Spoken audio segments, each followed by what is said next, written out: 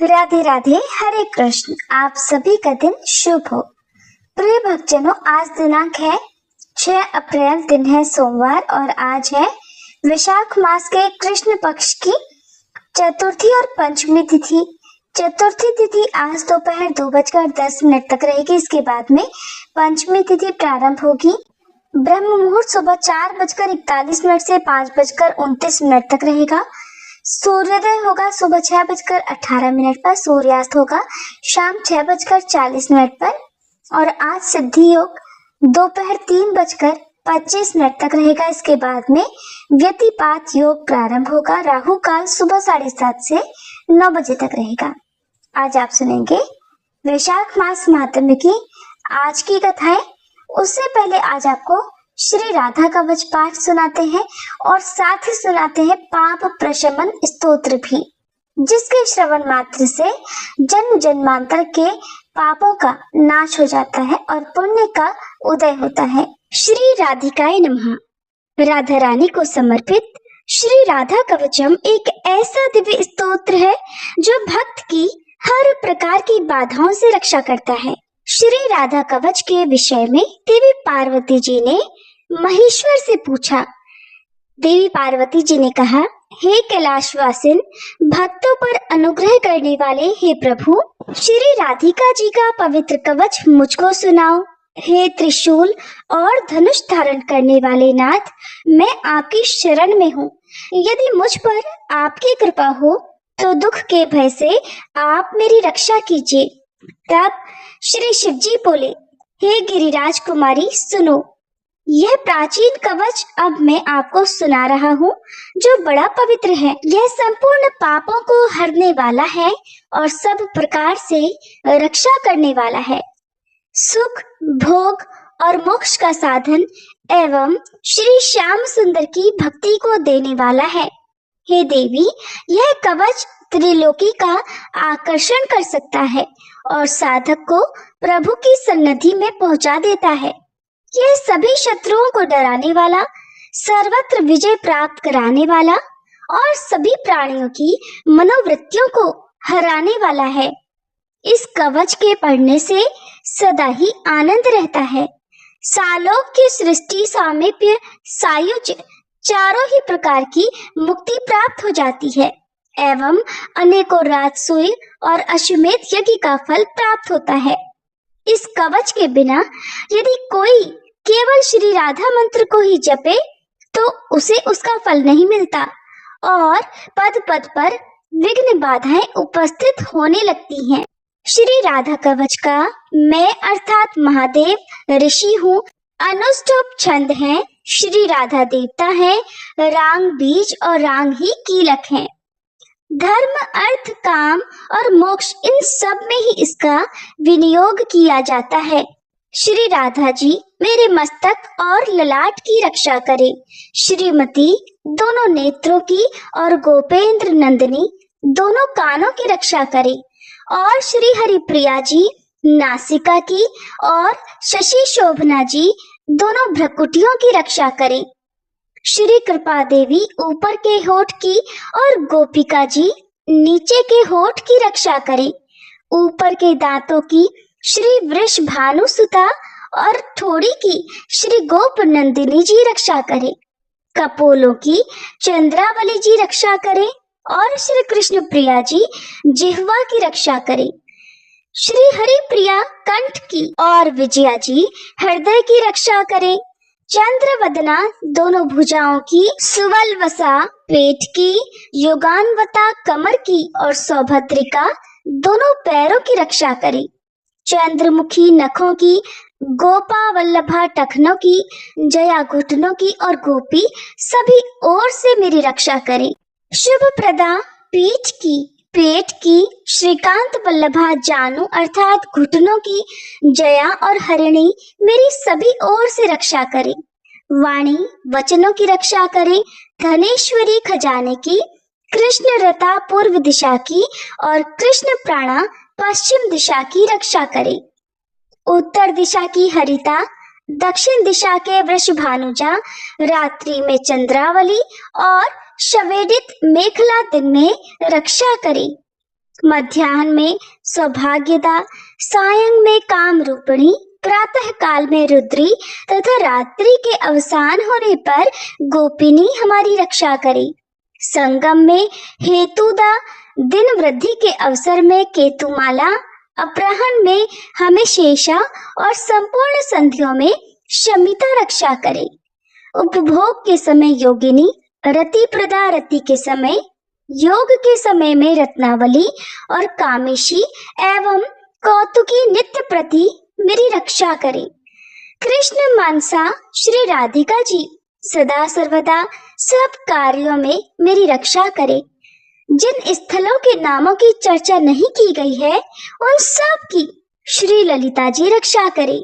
महेश्वर कहते हैं, हे देवी, यह अद्भुत कवच हमने तुम्हें सुना दिया। इसका नाम है सर्व रक्षा कारक। यदि इसे कोई प्रातः, मध्याह्न या सायंकाल पढ़ता है तो इससे बड़ी भारी रक्षा हो जाती है। श्री राधा कवच के पढ़ने से उस साधक के मन में जैसी कामना हो वैसे ही सिद्धि हो जाती है। राजद्वार, सभा संग्राम और शत्रुओं द्वारा पहुंचाए हुए संकट के समय, प्राण और धन विनिष्ट होने के समय यदि मनुष्य यत्न से इसका पाठ करे तो हे देवी, उनका कार्य सिद्ध हो जाता है और उसको कहीं भी भय नहीं रहता। और तो और उसने सचमुच श्री राधिका जी की आराधना कर ली। गंगा स्नान और भगवान के नाम से जो फल प्राप्त होता है, निस्संदेह वह फल इस कवच के पढ़ने वाले को मिल जाता है। हल्दी, गोरोचन, चंदन से भोजपत्र पर इस कवच को लिखकर जो कोई मस्तक, भुजा और कंठ में बांध ले, हे देवी, वह हरि के समान हो जाता है। ब्रह्मा जी इस कवच के प्रसाद से ही सृष्टि रचते हैं, श्री विष्णु पालन करते हैं और मैं अर्थात शंकर इसी कवच के प्रसाद से ही सृष्टि का संहार करता हूँ। यह कवच विशुद्ध वैष्णव को देना चाहिए जिनमें वैराग्य आदि गुण हो, जिसकी बुद्धि व्यग्र ना हो, नहीं तो अनाधिकारी को देने वाला स्वयं नष्ट हो जाता है। इसमें किसी प्रकार का संदेह नहीं करना चाहिए। श्री राधा कवच पाठ हिंदी अनुवाद संपूर्ण हुआ। सभी प्रेम से बोलिए जय श्री राधे, हरे कृष्ण। भक्तों, हम सभी जाने अनजाने में अनेकों पाप कर बैठते हैं, विचारों से, वाणी से या कर्मों से, और ये पाप हमारे जीवन में दुख, बाधाएं और अशांति का कारण बनते हैं। ऐसे में वैशाख मास में प्रतिदिन पाप नाशन स्तोत्र सुनना मनो आत्मा को शुद्ध करने का एक दिव्य उपाय है। कहा जाता है कि जो व्यक्ति इस पवित्र महीने में श्रद्धा के साथ इस स्तोत्र को सुनता है, उसके संचित पाप धीरे धीरे नष्ट होने लगते हैं, उसका मन शुद्ध होता है और उसके जीवन में सकारात्मक ऊर्जा का संचार होता है। इतना ही नहीं, उस पर भगवान श्री हरि की विशेष कृपा भी बनी रहती है। तो आइए भक्तजनों, इस वैशाख मास में एक संकल्प लें, प्रतिदिन पाप नाशन स्तोत्र सुनने का, ताकि हमारा जीवन पवित्र बने, मन शांत हो और भगवान की भक्ति में हमारा मन और अधिक स्थिर हो जाए। महर्षि वेद व्यास जी द्वारा रचित 18 पुराणों में से एक अग्नि पुराण में अग्निदेव द्वारा महर्षि वशिष्ठ को दिए गए विभिन्न उपदेश हैं और इसी के अंतर्गत इस समस्त पाप नाशक स्तोत्र के बारे में महात्मा पुष्कर कहते हैं कि मनुष्य चित्त की मलिनतावश चोरी, हत्या, पर स्त्री गमन आदि तरह तरह के पाप करता है, पर जब चित्त कुछ शुद्ध होता है तब उसे इन पापों से मुक्ति की इच्छा होती है। उस समय भगवान नारायण की दिव्य स्तुति करने से समस्त पापों का प्रायश्चित पूर्ण हो जाता है। इसलिए इस दिव्य स्तोत्र का नाम समस्त पाप नाशक स्तोत्र है। महात्मा पुष्कर कहते हैं, सर्वव्यापी श्री विष्णु को सदा नमस्कार है, श्री हरि विष्णु को नमस्कार है। मैं अपने चित्त में स्थित सर्वव्यापी अहंकार शून्य श्री हरि को नमस्कार करता हूँ। मैं अपने मानस में विराजमान अव्यक्त, अनंत और अपराजित परमेश्वर को नमस्कार करता हूँ। सबके पूजनीय, जन्म और मरण से रहित, प्रभावशाली, श्री विष्णु को नमस्कार है। श्री विष्णु मेरे चित्त में निवास करते हैं। श्री विष्णु मेरी बुद्धि में विराजमान है। श्री विष्णु मेरे अहंकार में प्रतिष्ठित हैं और श्री विष्णु मुझ में भी स्थित हैं। वे श्री विष्णु ही चराचर प्राणियों के कर्मों के रूप में स्थित हैं। उनके चिंतन से मेरे पाप का विनाश हो। जो ध्यान करने पर पापों का हरण करते हैं और भावना करने से स्वप्न में दर्शन देते हैं। इंद्र के अनुज शरणागतों का दुख दूर करने वाले उन पापहारी श्री विष्णु को मैं नमस्कार करता हूँ। मैं इस निराधार जगत में अज्ञानांधकार में डूबते हुए को हाथ का सहारा देने वाले परात्पर स्वरूप श्री विष्णु के सम्मुख प्रणत होता हूँ। सर्वेश्वर प्रभु कमल नयन परमात्मन ऋषिकेश आपको नमस्कार है। इंद्रियों के स्वामी श्री विष्णु आपको नमस्कार है। हे नरसिंह अनंत स्वरूप गोविंद, समस्त भूत प्राणियों की सृष्टि करने वाले केशव, मेरे द्वारा जो दुर्वचन कहा गया हो अथवा पाप पूर्ण चिंतन किया गया हो, मेरे उस पाप का प्रशमन कीजिए, आपको नमस्कार है। केशव, अपने मन के वश में होकर मैंने जो न करने योग्य अत्यंत उग्र पाप पूर्ण चिंतन किया है, उसे शांत कीजिए। परमार्थ परायण ब्राह्मण प्रिय गोविंद, अपनी मर्यादा से कभी च्युत न होने वाले जगन्नाथ, जगत का भरण पोषण करने वाले देवेश्वर, मेरे पाप का विनाश कीजिए। मैंने मध्याह्न, अपराह्न, सायंकाल एवं रात्रि के समय जानते हुए अथवा अनजाने शरीर, मन एवं वाणी के द्वारा जो पाप किया हो, पुंडरीकाक्ष, ऋषिकेश, माधव, आपके इन 3 नामों के उच्चारण से मेरे वे सब पाप क्षीण हो जाएं।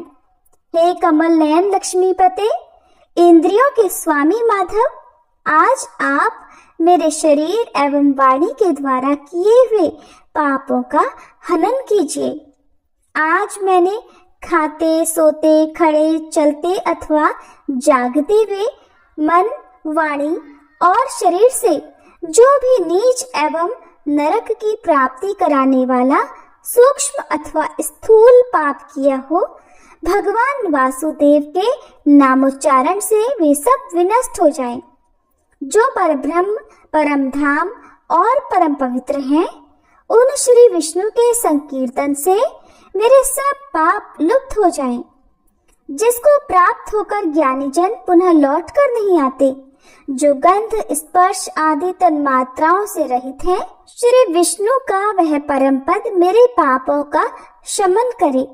जो मनुष्य पापों का विनाश करने वाले इस स्तोत्र का पठन अथवा श्रवण करता है, वह शरीर, मन और वाणी जनित समस्त पापों से छूट जाता है एवं समस्त पाप ग्रहों से मुक्त होकर श्री विष्णु के परम पद को प्राप्त होता है।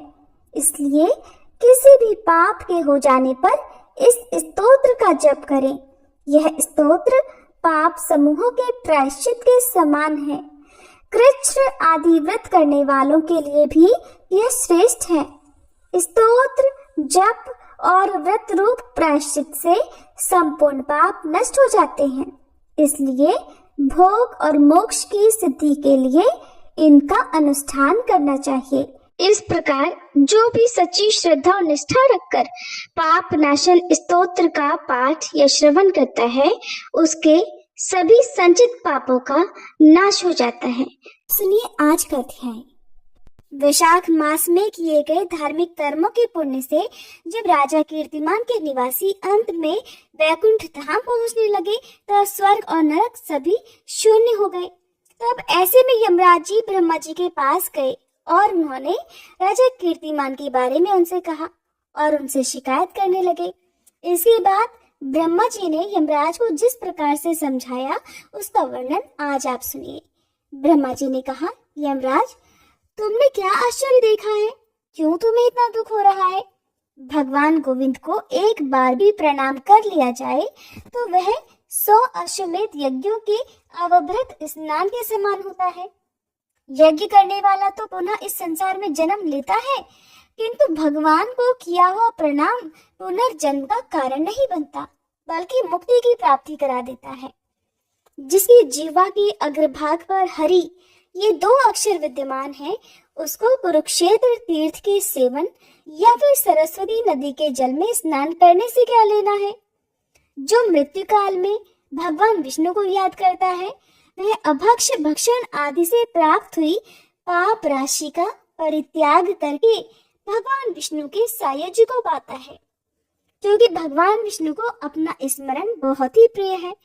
यमराज, इसी प्रकार वैशाख नामक मास भी भगवान विष्णु को प्रिय है, जिसके धर्म को श्रवण करने मात्र से ही मनुष्य सभी पापों से मुक्त हो जाता है। उसके अनुष्ठान में तत्पर रहने वाला मनुष्य अगर मुक्ति को प्राप्त हो तो फिर भला उसके लिए कहना ही क्या है। वैशाख मास में भगवान पुरुषोत्तम के नाम और यश का गुणगान किया जाता है, जिससे भगवान बहुत प्रसन्न होते हैं।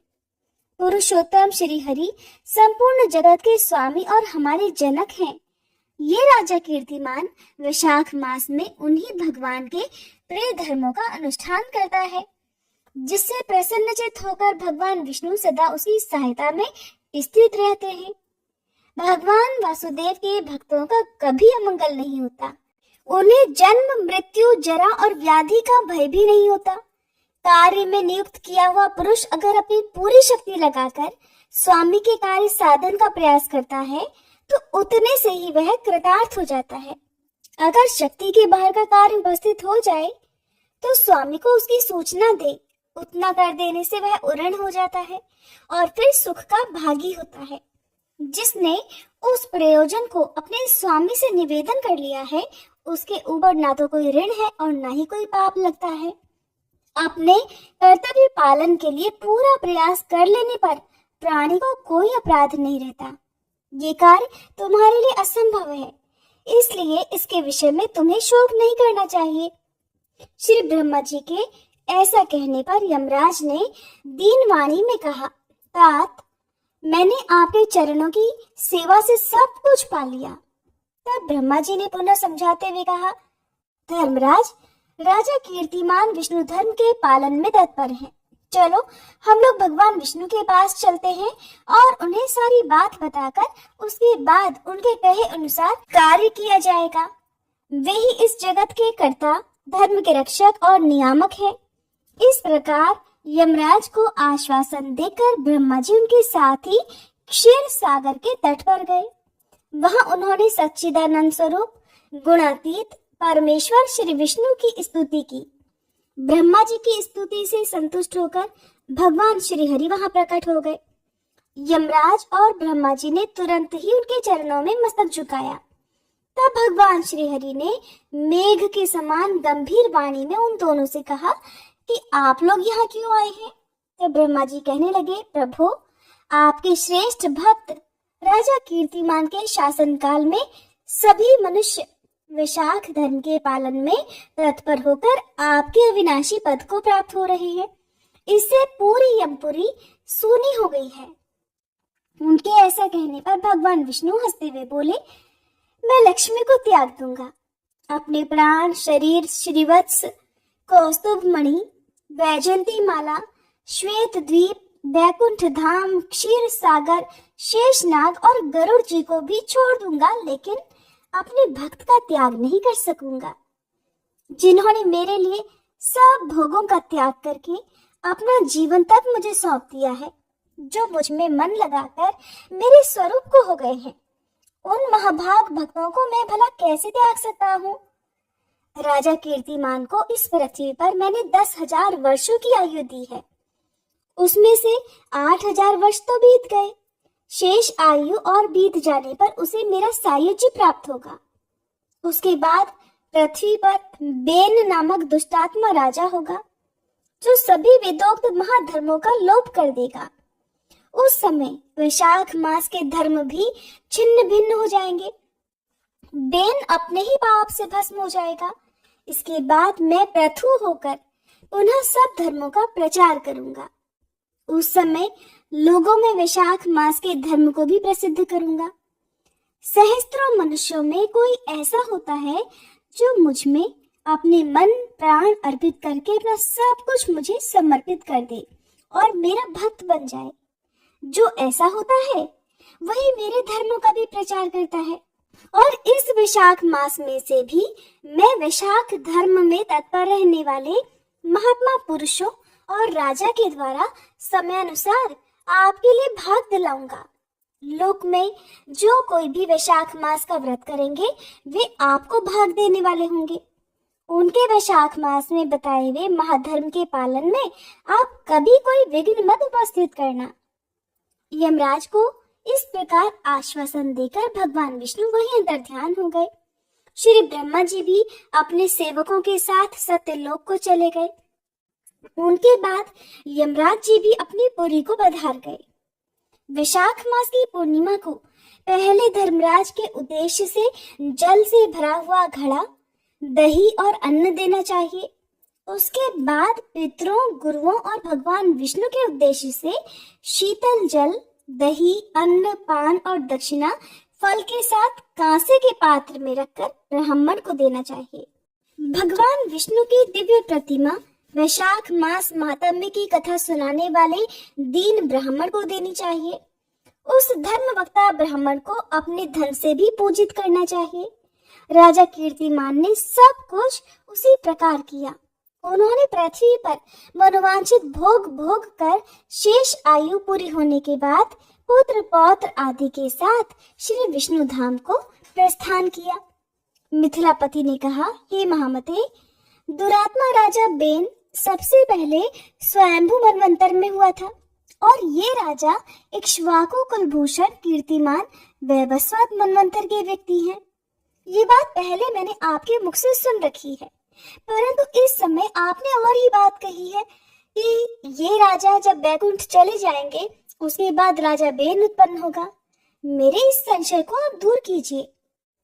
तब श्रुतदेव जी ने कहा, राजन, पुराणों में जो विषमता प्रतीत होती है वह युग भेद और कल्प भेद की व्यवस्था के अनुसार है। किसी कल्प में ऐसा ही हुआ होगा कि पहले राजा कीर्तिमान और उसके बाद बेन हुआ होगा। इसलिए कहीं कथा में समय की विपरीतता को देखकर उसके अप्रामाणिक होने की आशंका कभी नहीं करनी चाहिए। श्रुतदेव जी बोले, मेष राशि में सूर्य के स्थित रहने पर जो वैशाख मास में प्रातःकाल स्नान करता है और भगवान विष्णु की पूजा करके इस कथा को सुनता है वह सभी पापों से मुक्त होकर भगवान विष्णु के परम धाम को प्राप्त होता है। इस विषय में एक प्राचीन इतिहास कहते हैं, जो सभी पापों का नाशक, पवित्र कारक, धर्मानुकूल, वंदनीय और पुरातन है। गोदावरी के तट पर शुभ ब्रह्मेश्वर क्षेत्र में महर्षि दुर्वासा जी के 2 शिष्य रहते थे, जो परमहंस, ब्रह्मनिष्ठ, उपनिषद विद्या में परिनिष्ठित और इच्छा रहित थे। वे भिक्षा में मिले हुए भोजन से ही अपना पेट भरा करते थे और पुण्यमय जीवन बिताते हुए गुफा में रहते थे। उनमें से एक का नाम था सत्यनिष्ठ और दूसरे का नाम था तपोनिष्ठ। वे इन्हीं नामों से तीनों लोकों में विख्यात थे। सत्यनिष्ठ सदा भगवान विष्णु की कथा में तत्पर रहते थे। जब कोई श्रोता या वक्ता नहीं होता था तब वे अपने नित्य कर्म किया करते थे। अगर कोई श्रोता उपस्थित होता तो वे उसे निरंतर भगवत कथा सुनाते, और अगर कोई कथावाचक भगवान विष्णु की कल्याणमयी पवित्र कथा कहता तो वे अपने सभी कर्मों को समेटकर उसे सुनने में तत्पर होकर कथा को सुनने लगते थे। वे अत्यंत दूर के तीर्थों और देव मंदिरों को छोड़कर तथा कथा विरोधी कर्मों का परित्याग करके भगवान की दिव्य कथा सुनते और श्रोताओं को फिर बाद में स्वयं भी सुनाते थे। कथा समाप्त होने पर सत्यनिष्ठ अपना बाकी बचा हुआ कार्य पूरा किया करते थे। कथा सुनने वाले पुरुष को जन्म मृत्यु में संसार बंधन की प्राप्ति नहीं होती, उसके अंतःकरण की शुद्धि हो जाती है। भगवान विष्णु में जो अनुराग की कमी है वो दूर हो जाती है, उनके प्रति भक्ति गहरी और गाढ़ी हो जाती है। साथ ही साधु पुरुषों के प्रति सौहार्द बढ़ता है। कथा सुनकर मिले ज्ञान से मनुष्य भगवत चिंतन में समर्थ हो जाता है। श्रवण, ध्यान और मनन ये वेदों में अनेक प्रकार से बताया गया है। जहाँ भगवान विष्णु की कथा ना होती हो और जहाँ साधु पुरुष ना रहते हो, वह स्थान साक्षात गंगा तट ही चाहे क्यों न हो, निस्संदेह त्याग देने योग्य है। जिस देश में तुलसी नहीं है या फिर जहाँ भगवान विष्णु का मंदिर नहीं है, ऐसा स्थान रहने लायक नहीं है।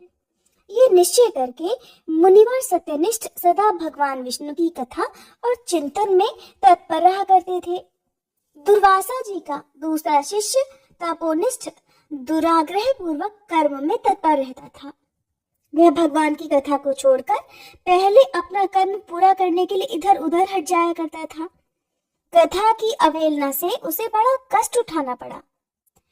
आखिरकार कथा परायण सत्यनिष्ठ ने ही उसको संकट से उद्धार किया। जहाँ लोगों के पाप का नाश करने वाली भगवान विष्णु की पवित्र कथा होती है, वहाँ सब तीर्थ और अनेक प्रकार के क्षेत्र स्थित रहते हैं।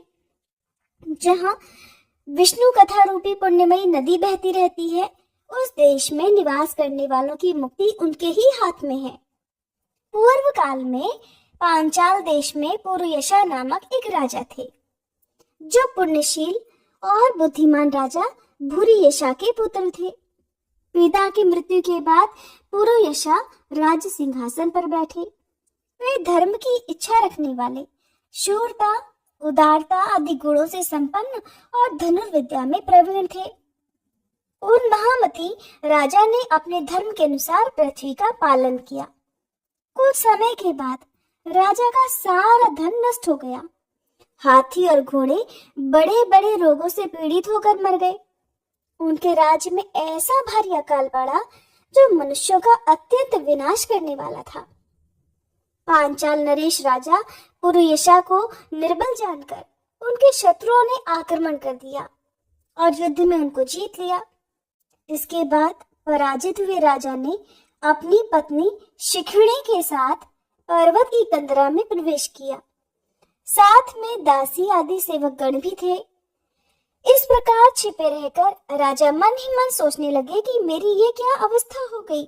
मैं जन्म और कर्म से शुद्ध हूँ, माता और पिता के हित में तत्पर रहा हूँ, गुरु भक्त, उदार, ब्राह्मणों का सेवक, धर्म परायण, सब प्राणियों के प्रति दयालु, देव पूजक और जितेंद्रिय भी हूँ।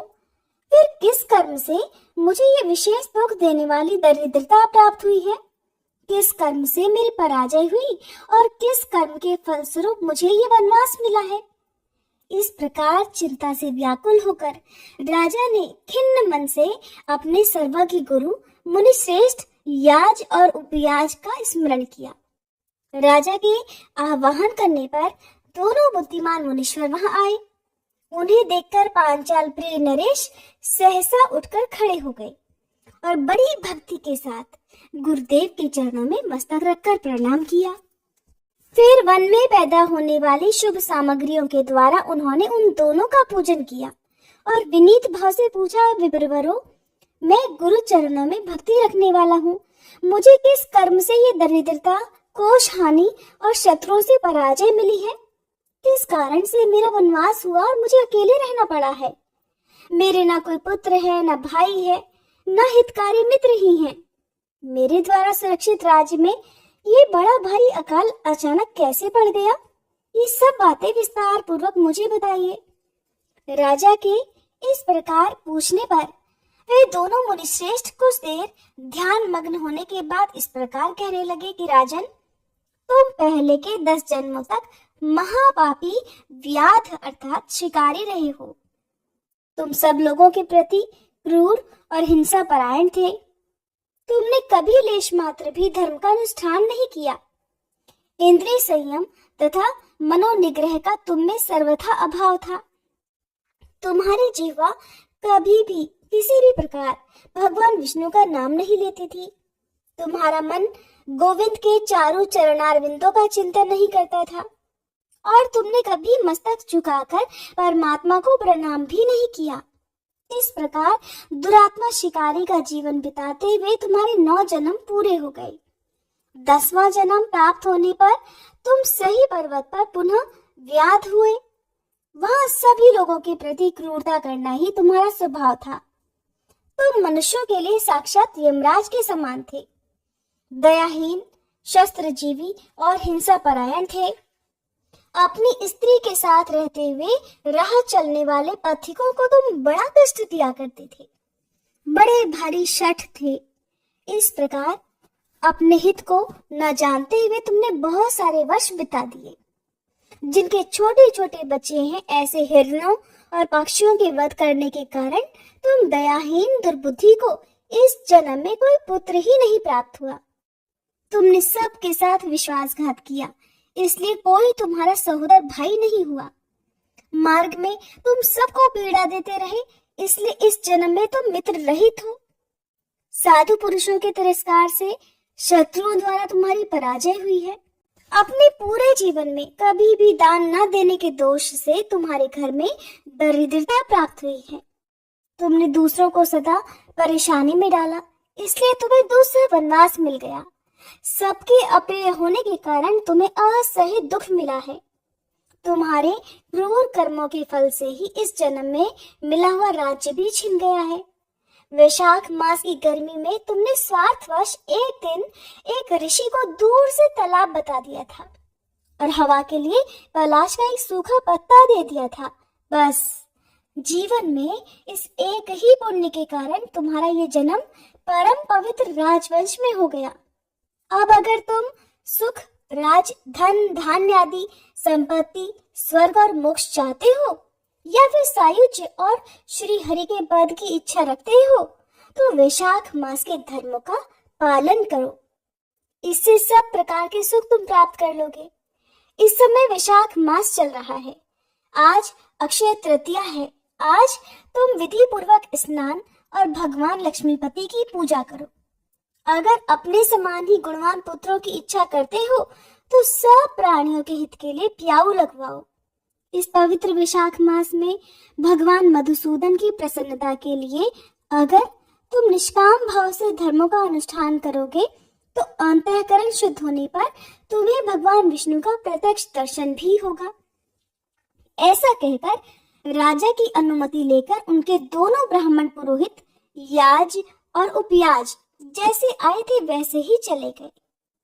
उनसे उपदेश पाकर महाराज पुरुयशा ने वैशाख मास के सभी धर्मों का श्रद्धा पूर्वक पालन किया और भगवान मधुसूदन की आराधना की।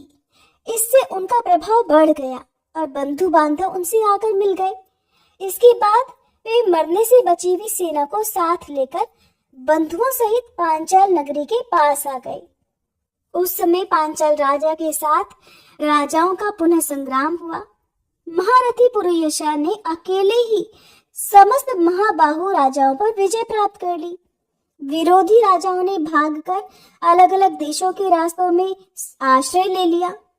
विजयी पांचाल राज ने भागे हुए राजाओं के कोष, 10 करोड़ घोड़े, 3 करोड़ हाथी, 1 अरब रथ, 10,000 ऊंट और 3 लाख खच्चरों को अपने अधिकार में करके अपनी पुरी में वापस पहुंचा दिया। वैशाख धर्म के महात्म्य से सभी राजा भग्न मनोरथ होकर पुरुयशा को कर देने वाले हो गए और पांचाल देश में अनुपम सुकाल आ गया। चारों तरफ सुख समृद्धि छा गई।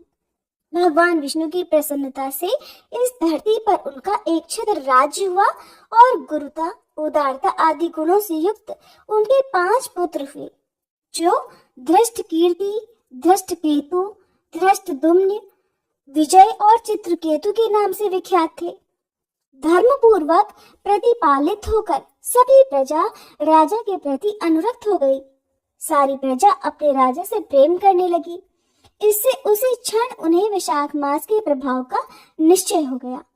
तब से पांचाल राज भगवान विष्णु की प्रसन्नता के लिए वैशाख मास के धर्मों का निष्काम भाव से बराबर पालन करने लगे। उनके इस धर्म से संतुष्ट होकर भगवान विष्णु ने अक्षय तृतीया के दिन उन्हें प्रत्यक्ष दर्शन दिया। जय श्री कृष्णा। आज का अध्याय समाप्त हुआ। अगले अध्याय में आप जानेंगे राजा पुरुयशा को भगवान का दर्शन, उनके द्वारा भगवान की स्तुति और भगवान के वरदान से राजा की सायुज्य मुक्ति तथा शंख व्याध संवाद के बारे में और व्याध के पूर्व जन्म के वृतांत के बारे में। अब सुनिए आज की भागवत कथा। अवधूत दत्तात्रेय जी कहते हैं कि राजन, प्राणियों को जैसे बिना इच्छा के, बिना किसी प्रयास के रोकने की चेष्टा करने पर भी अपने पूर्व कर्मों के अनुसार दुख प्राप्त होते हैं, वैसे ही स्वर्ग में या नरक में कहीं भी रहें, उन्हें इंद्रिय संबंधी सुख भी प्राप्त होते ही हैं। इसलिए सुख और दुख का रहस्य जानने वाले बुद्धिमान पुरुष को चाहिए कि इनके लिए इच्छा या फिर किसी भी प्रकार का प्रयास न करे। बिना मांगे, बिना इच्छा किए स्वयं ही अनायास जो कुछ भी मिल जाए, वो चाहे रूखा सूखा हो, चाहे बहुत मधुर हो या स्वादिष्ट हो, अधिक हो या थोड़ा, बुद्धिमान पुरुष अजगर के समान उसे ही खाकर अपना जीवन निर्वाह कर ले और फिर उदासीन रहे। यदि भोजन ना मिले तो उसे भी प्रारब्ध भोग समझकर कि विधाता का ऐसा ही विधान होगा, ये समझकर किसी प्रकार की चेष्टा ना करे, बहुत दिनों तक भूखा ही पड़ा रहे। फिर उसे चाहिए कि अजगर के समान केवल भाग्य से मिले हुए भोजन में ही संतुष्ट रहे। उसके शरीर में मनोबल, इंद्रिय बल और देह बल तीनों हो तब भी वह निश्चेष्ट ही रहे। निद्रा रहित होने पर भी सोया हुआ सा रहे, जिस प्रकार अजगर रहता है, और कर्मेंद्रियों के होने पर भी उनसे कोई चेष्टा ना करे। राजन, मैंने तो अजगर से यही शिक्षा ग्रहण की है और समुद्र से मैंने ये सीखा है कि साधक को सदा प्रसन्न और गंभीर रहना चाहिए। उसका भाव अथाह, अपार और असीम होना चाहिए और किसी भी निमित्त से उसे क्षोभ नहीं होना चाहिए। उसे ठीक वैसे ही रहना चाहिए जैसे ज्वार भाटे और तरंगों से रहित शांत समुद्र होता है। देखो, समुद्र वर्षा ऋतु में नदियों की बाढ़ के कारण बढ़ता नहीं और न ही ग्रीष्म ऋतु में घटता ही है, सूखता ही है। वैसे ही भगवत परायण साधक को भी सांसारिक पदार्थों की प्राप्ति से न तो बहुत ज्यादा खुश होना चाहिए और न ही उनके घटने से दुखी या उदास ही होना चाहिए। राजन, मैंने पतंगे से ये शिक्षा ग्रहण की है कि जैसे वह रूप पर मोहित होकर आग में कूद पड़ता है और जल मरता है, वैसे ही अपनी इंद्रियों को वश में न रखने वाला पुरुष जब स्त्री को देखता है तो उसके हाव भाव पर लट्टू हो जाता है और घोर अंधकार में नरक में गिरकर अपना सत्यानाश कर लेता है। सचमुच स्त्री देवताओं की वह माया है जिससे जीव भगवान या मोक्ष की प्राप्ति से वंचित रह जाता है। जो मूढ़ कामिनी कंचन, गहने, कपड़े आदि नाशवान माइक पदार्थों में फंसा हुआ है और जिसकी संपूर्ण चित्तवृत्ति, जिसका मन केवल उनके उपभोग के लिए ही लालयित रहता है, वह अपनी विवेक बुद्धि खोकर पतंगे के समान नष्ट हो जाता है। राजन, सन्यासी को चाहिए कि गृहस्थों को किसी प्रकार का कष्ट न देकर भौरे की तरह अपना जीवन बिताए। वो अपने शरीर के लिए उपयोगी रोटी के कुछ टुकड़े कई घरों से मांग ले। जिस प्रकार भौरा विभिन्न पुष्पों से, बहुत सारे पुष्पों से, चाहे वो छोटे हो या बड़े, उनका सार, उनका रस इकट्ठा करता है, वैसे ही बुद्धिमान पुरुष को चाहिए कि छोटे बड़े सभी शास्त्रों से उनका सार, उनका रस निचोड़ ले। राजन, मैंने मधुमक्खी से ये शिक्षा ग्रहण की है कि सन्यासी को सायंकाल अथवा दूसरे दिन के लिए भिक्षा का संग्रह नहीं करना चाहिए। सुबह का भोजन सुबह के लिए और शाम का भोजन शाम के लिए छोड़ देना चाहिए। उसके पास भिक्षा लेने को कोई पात्र हो तो केवल हाथ, और रखने के लिए कोई बर्तन हो तो केवल पेट। वो कहीं संग्रह न कर बैठे, नहीं तो मधुमक्खियों के समान उसका जीवन ही दूभर हो जाएगा। ये बात खूब समझ लेनी चाहिए कि सन्यासी सवेरे शाम के लिए किसी प्रकार का कोई भी भोजन इकट्ठा न करे। अगर इकट्ठा करेगा तो मधुमक्खियों के समान अपने इकट्ठा किए गए भोजन के साथ ही अपना जीवन भी गंवा बैठेगा। राजन, मैंने हाथी से ये सीखा कि सन्यासी को कभी पैर से भी काठ की बनी हुई स्त्री का भी स्पर्श नहीं करना चाहिए, और अगर वह ऐसा करेगा तो जैसे हथिनी के अंग संग से हाथी बंध जाता है, वैसे ही वह भी बंध जाएगा। विवेकी पुरुष किसी भी स्त्री को कभी भी भोग्य रूप से स्वीकार न करे, क्योंकि ये उसकी मूर्तिमती मृत्यु है। तो वह हाथियों से हाथी की तरह अधिक बलवान अन्य पुरुषों के द्वारा मारा जाएगा। मैंने मधु निकालने वाले पुरुष से ये शिक्षा ग्रहण की है कि संसार के लोभी पुरुष बड़ी कठिनाई से धन इकट्ठा तो करते रहते हैं, लेकिन वह संचित धन, इकट्ठा किया गया धन न तो किसी को दान देते हैं और न स्वयं उसका उपभोग ही करते हैं। बस जैसे मधु निकालने वाला मधुमक्खियों द्वारा संचित रस को निकाल कर ले जाता है, ठीक फिर वैसे ही उसके द्वारा इकट्ठा किए गए धन को भी उसकी टोह रखने वाला कोई दूसरा पुरुष ही भोगा करता है। तुम देखते हो ना कि मधुहारी मधुमक्खियों का जोड़ा हुआ मधु उनके खाने से पहले ही साफ कर जाता है। वैसे ही गृहस्थों के बहुत कठिनाई से संचित किए पदार्थों को, जिनसे वे सुख भोग की इच्छा रखते हैं, उनसे भी पहले सन्यासी और ब्रह्मचारी भोगते हैं, क्योंकि गृहस्थ तो पहले अतिथि अभ्यागतों को भोजन कराकर ही स्वयं भोजन करेगा। और मैंने हिरण से ये सीखा है कि वनवासी सन्यासी को कभी विषय संबंधी गीत नहीं सुनने चाहिए। वो इस बात की शिक्षा उस हिरण से ग्रहण करे जो शिकारी के गीत से मोहित होकर बंध जाता है। तुम्हें इस बात का पता है कि हिरनी के गर्भ से पैदा हुए ऋष्यशृंग मुनि स्त्रियों का विषय संबंधी गाना बजाना, नाचना आदि देख सुनकर उनके वश में हो गए थे और फिर उनके हाथ की कठपुतली बन गए थे। अब मैं तुम्हें मछली की सीख सुनाता हूँ। जैसे मछली कांटे में लगे हुए मांस के टुकड़े के लालच से अपने प्राण गंवा देती है, वैसे ही स्वाद का लोभी दुर्बुद्धि मनुष्य भी अपने मन को मथकर व्याकुल कर देने वाली अपनी ही जीवा के वश में हो जाता है और मारा जाता है। विवेकी पुरुष भोजन बंद करके दूसरी इंद्रियों पर तो बहुत जल्दी विजय प्राप्त कर लेते हैं, लेकिन इससे उनकी रसना इंद्रिय वश में नहीं होती। वो तो भोजन बंद कर देने से और भी प्रबल हो जाती है। वो जितना अपनी जीवा पर नियंत्रण रखेगा, उतनी ही भूख की इच्छा और प्रबल होती जाएगी। मनुष्य और सब इंद्रियों पर विजय प्राप्त कर लेने पर भी तब तक जितेंद्रिय नहीं हो सकता जब तक कि वह अपनी रसनेंद्रिय को अपने वश में नहीं कर लेता। और अगर रसनेंद्रिय को वश में कर लिया जाए तब तो मानो सभी इंद्रियां वश में हो गई। राजन, प्राचीन समय की बात है। विदेह नगरी मिथिला में एक वेश्या रहती थी। उसका नाम था पिंगला। मैंने उससे जो कुछ शिक्षा ग्रहण की वो मैं तुम्हें सुनाता हूँ, सावधान होकर सुनो। वह स्वेच्छाचारिणी तो थी ही, रूपवती भी थी। एक दिन रात के समय किसी पुरुष को अपने रमण स्थान में लाने के लिए वह खूब बन ठन कर, उत्तम वस्त्र आभूषणों से सजकर बहुत देर तक अपने घर के बाहरी दरवाजे पर खड़ी रही। राजन, उसे पुरुष की नहीं बल्कि उसके धन की इच्छा थी और उसके मन में ये इच्छा इतनी दृढ़मूल हो गई थी कि वह किसी भी पुरुष को उधर से आते जाते देखकर यही सोचती कि ये कोई धनी है और मुझे धन देकर उपभोग करने के लिए ही आ रहा है। जब आने जाने वाले आगे बढ़ जाते तब फिर वह संकेत जीवनी वेश्या यही सोचती कि अवश्य ही अब की बार कोई ऐसा धनी मेरे पास आएगा जो मुझे बहुत सारा धन देगा। उसके मन की यह दुराशा बढ़ती ही जाती थी।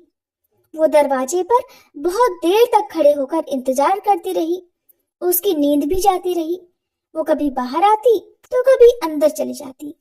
इस प्रकार उसे इंतजार करते करते आधी रात हो गई।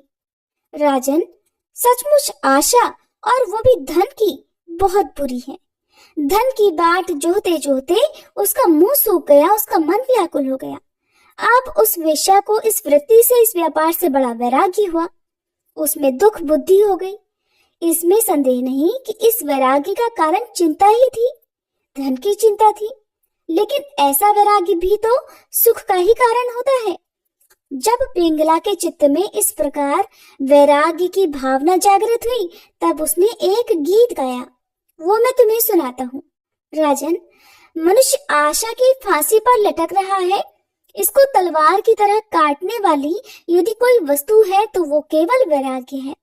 प्रिय राजन, जिसे वैराग्य नहीं हुआ है, जो इन बखेड़ों से उबा हुआ नहीं है, वो शरीर और इसके बंधन से उसी प्रकार मुक्त नहीं होना चाहता जैसे अज्ञानी पुरुष ममता छोड़ने की इच्छा भी नहीं करता। पिंगला ने ये गीत गाया था कि हाय हाय मैं इंद्रियों के अधीन हो गई, भला मेरे मुंह का विस्तार तो देखो। मैं इन दुष्ट पुरुषों से, जिनका कोई अस्तित्व ही नहीं है, विषय सुख की इच्छा करती हूँ। कितने दुख की बात है, मैं सचमुच मूर्ख हूँ। देखो तो सही, मेरे निकट से निकट हृदय में ही मेरे सच्चे स्वामी भगवान विराजमान हैं। वे वास्तविक प्रेम, सुख और परमार्थ का सच्चा धन भी देने वाले हैं। जगत के पुरुष अनित्य हैं और वे नित्य हैं। हाय हाय, मैंने उनको तो छोड़ दिया और उन तुच्छ मनुष्यों का सेवन किया जो मेरी एक भी कामना पूरी नहीं कर सकते। उल्टे दुख, भय आदि व्याधि, शोक और मोह ही देते हैं। ये मेरी मूर्खता की हद है कि मैं उनका सेवन करती हूँ। बड़े दुख की बात है कि मैंने अत्यंत निंदनीय आजीविका वेश्यावृत्ति का आश्रय लिया और व्यर्थ में अपने शरीर और मन को दुख दिया, पीड़ा पहुंचाई। मेरा ये शरीर बिक गया है। लंपट, लोभी और निंदनीय मनुष्यों ने इसे खरीद लिया है और मैं इतनी मूर्ख हूँ कि इसी शरीर से धन और रति सुख चाहती हूँ। मुझे धिक्कार है। ये शरीर एक घर है, इसमें हड्डियों के टेढ़े तिरछे बांस और खंभे लगे हुए हैं। चाम, रोए और नाखूनों से ये छाया गया है। मेरे अलावा और कौन ऐसी स्त्री है जो इस स्थूल शरीर को अपना प्रिय समझकर सेवन करेगी? यूं तो ये विदेहों की जीवन मुक्तों की नगरी है, लेकिन इसमें मैं ही सबसे मूर्ख और दुष्ट हूँ, क्योंकि अकेली मैं ही तो आत्मदानी, अविनाशी और परम प्रियतम परमात्मा को छोड़कर दूसरे पुरुष की इच्छा करती रही हूँ। मेरे हृदय में विराजमान प्रभु समस्त प्राणियों के हितैषी, सुहृद, प्रियतम, स्वामी और आत्मा है। अब मैं अपने आप को देकर इन्हें खरीद लूंगी और इनके साथ वैसे ही विहार करूंगी जैसे लक्ष्मी जी करती हैं। मेरे मूर्ख चित्त, तू बतला तो सही, जगत के विषय भोगों ने और उनको देने वाले पुरुषों ने तुझे कितना सुख दिया है? अरे वे तो स्वयं ही पैदा होते और मरते रहते हैं। मैं केवल अपनी बात ही नहीं कहती, केवल मनुष्यों की भी नहीं, क्या देवताओं ने भी भोगों के द्वारा अपनी पत्नियों को संतुष्ट किया है? वे बेचारे तो स्वयं काल के गाल में पड़े पड़े करहा रहे हैं।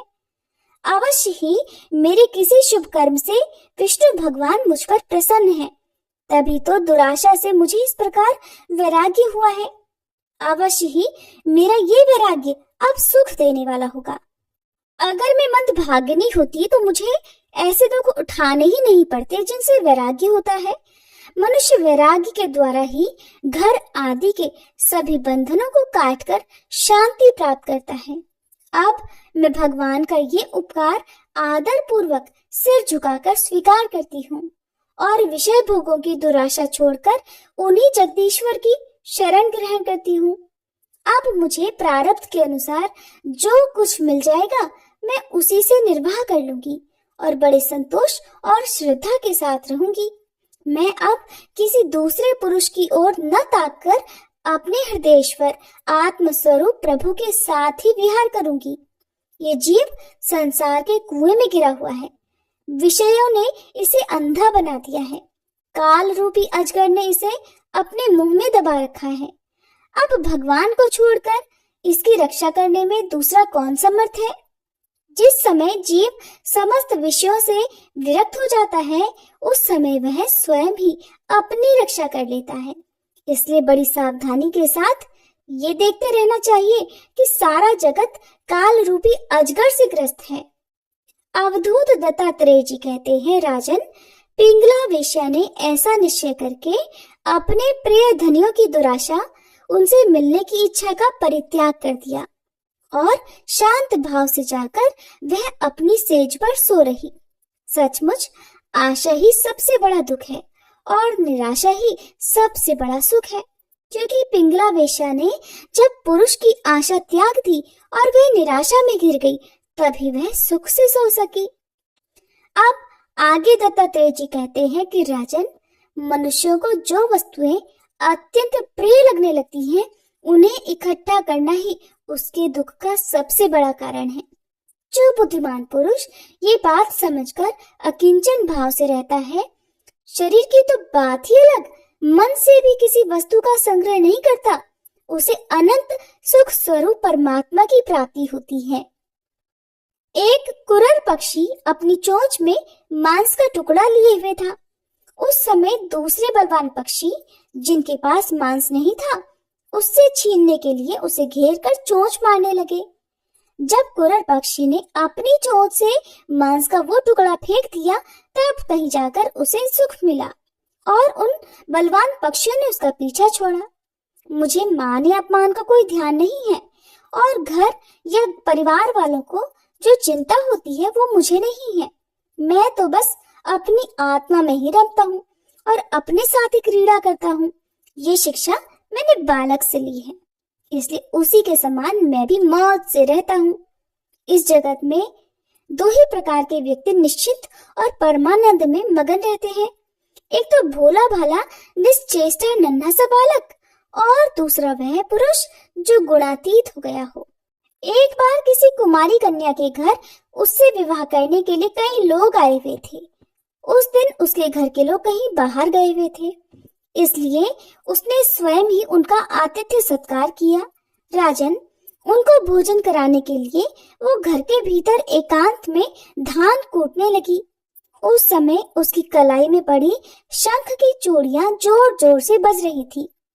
इस शब्द को निंदित समझकर कुमारी को बड़ी लज्जा मालूम हुई और उसने एक एक करके सब चूड़ियों को तोड़ डाला और दोनों हाथों में केवल दो दो चूड़ियां रहने दी। अब वह फिर धान कूटने लगी, लेकिन वे दो दो चूड़ियां भी बजने लगी। तब उसने एक एक चूड़ी और तोड़ दी। जब दोनों कलाइयों में केवल एक एक चूड़ी रह गई, तब किसी प्रकार की कोई आवाज नहीं हुई। राजन, उस समय लोगों का आचार विचार निरखने परखने के लिए इधर उधर घूमता घामता मैं भी वहां पहुंच गया था। मैंने उससे ये शिक्षा ग्रहण की कि जब बहुत लोग एक साथ रहते हैं तब कलह होता है, और जब दो आदमी साथ रहते हैं तब भी बातचीत तो होती ही है। इसलिए कुमारी कन्या की चूड़ी के समान अकेले ही घूमना चाहिए, अकेले ही विचरना चाहिए। राजन, मैंने बाण बनाने वाले से ये सीखा है कि आसन और श्वास को जीतकर वैराग्य और अभ्यास के द्वारा अपने मन को वश में कर ले और फिर बड़ी सावधानी के साथ उसे एक लक्ष्य में लगा दे। जब परमानंद स्वरूप परमात्मा में मन स्थिर हो जाता है, तब वह धीरे धीरे कर्म वासनाओं की धूल को धो बहाता है। सत्व गुण की वृद्धि से रजोगुणी और तमोगुणी वृत्तियों का त्याग करके मन वैसे ही शांत हो जाता है जैसे ईंधन के बिना अग्नि। इस प्रकार जिसका चित्त आत्मा में ही स्थिर निरुद्ध हो जाता है, उसे बाहर भीतर कहीं किसी पदार्थ का एहसास नहीं होता। मैंने देखा था कि एक बाण बनाने वाला कारीगर बाण बनाने में इतना तल्लीन हो रहा था कि उसके पास से ही अपने पूरे दल बल के साथ राजा की सवारी निकल गई और उसे पता तक नहीं चला। राजन, मैंने सांप से ये शिक्षा ग्रहण की है कि सन्यासी को सांप की तरह अकेले ही विचरण करना चाहिए। उसे मंडली नहीं बांधनी चाहिए, मठ तो बनाना ही नहीं चाहिए। वो एक स्थान में न रहे, प्रमाद न करे, गुहा आदि में पड़ा रहे, बाहरी आचारों से पहचाना न जाए, किसी से सहायता न ले और बहुत कम बोले। इस अनित्य शरीर के लिए घर बनाने के बखेड़े में पड़ना व्यर्थ और दुख की जड़ है। सांप दूसरों के बनाए घर में घुसकर बड़े आराम से अपना समय काट लेता है। अब मकड़ी से ली हुई शिक्षा भी सुनो। सबके प्रकाशक और अंतर्यामी सर्वशक्तिमान भगवान ने पूर्व कल्प में बिना किसी अन्य सहायक के अपनी ही माया से रचे हुए जगत को कल्प के अंत में अर्थात प्रलय काल उपस्थित होने पर काल शक्ति के द्वारा नष्ट कर दिया। उसे अपने में लीन कर लिया और सजातीय विजातीय तथा स्वगत भेद से शून्य अकेले ही शेष रह गए। वे सबके अधिष्ठान है, सबके आश्रय हैं, किंतु स्वयं अपने आश्रय अपने ही आधार से रहते हैं, उनका कोई दूसरा आधार ही नहीं है।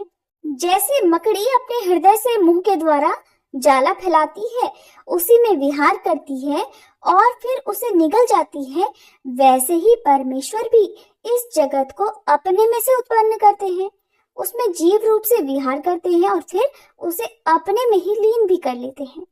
राजन, मैंने भृंगी कीड़े से ये शिक्षा ग्रहण की है कि अगर प्राणी स्नेह से, द्वेष से या फिर भय से भी जानबूझकर एकाग्र रूप से अपना मन किसी में लगा दे तो उसे उसी वस्तु का स्वरूप प्राप्त हो जाता है। राजन, जैसे भृंगी एक कीड़े को ले जाकर दीवार पर अपने रहने की जगह बंद कर देता है और वह कीड़ा भय से उसी का चिंतन करते करते अपने पहले शरीर का त्याग किए बिना ही उसी शरीर से वैसा ही हो जाता है। राजन, इस प्रकार मैंने इतने गुरुओं से ये शिक्षाएं ग्रहण की हैं। अब मैंने अपने शरीर से जो कुछ सीखा है वो तुम्हें बताता हूँ, सावधान होकर सुनो। ये शरीर भी मेरा गुरु ही है, क्योंकि ये मुझे विवेक और वैराग्य की शिक्षा देता है।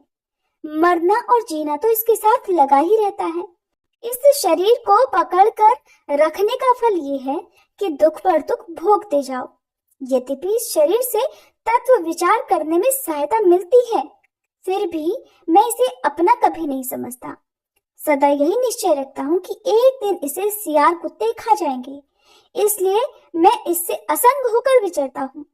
जीव जिस शरीर का प्रयोग करने के लिए ही अनेकों प्रकार की कामनाएं और कर्म करता है तथा स्त्री पुत्र, धन दौलत, हाथी घोड़े, नौकर चाकर, घर द्वार और भाई बंधुओं का विस्तार करते हुए उनके पालन पोषण में लगा रहता है, बड़ी बड़ी कठिनाइयां सहकर धन इकट्ठा करता है। आयुष्य पूरी होने पर वही शरीर स्वयं तो नष्ट होता ही है, वृक्ष के समान दूसरे शरीर के लिए बीज बोकर उसके लिए भी दुख की व्यवस्था कर जाता है। जैसे बहुत सी सौतें अपने एक पति को अपनी अपनी ओर खींचा करती हैं, वैसे ही जीव को जीभ एक ओर स्वादिष्ट पदार्थों की ओर खींचती है, तो प्यास दूसरी ओर, जल की ओर, जननेंद्रिय एक ओर स्त्री संभोग की ओर ले जाना चाहती है, तो त्वचा, पेट और कान दूसरी ओर कोमल स्पर्श, भोजन और मधुर शब्द की ओर खींचने लगते हैं। नाक कहीं सुंदर गंध सूंघने के लिए ले जाना चाहती है, तो चंचल नेत्र कहीं दूसरी ओर सुंदर रूप देखने के लिए ले जाना चाहते हैं। इस प्रकार कर्मेंद्रियां और ज्ञानेंद्रियां दोनों ही इस शरीर को सताती रहती हैं। वैसे तो भगवान ने अपनी अचिंत्य शक्ति माया से वृक्ष, पशु, पक्षी, डांस और मछली आदि अनेकों प्रकार की योनियां रची, लेकिन उनसे उन्हें संतोष नहीं हुआ। तब उन्होंने मनुष्य शरीर की सृष्टि की। ये ऐसी बुद्धि से युक्त है जो ब्रह्म का साक्षात्कार कर सकती है। इसकी रचना करके वे बहुत आनंदित हुए। यद्यपि ये मनुष्य शरीर है तो अचिंत्य ही, मृत्यु सदा इसके पीछे लगी ही रहती है, किंतु इससे परम पुरुषार्थ की प्राप्ति हो सकती है।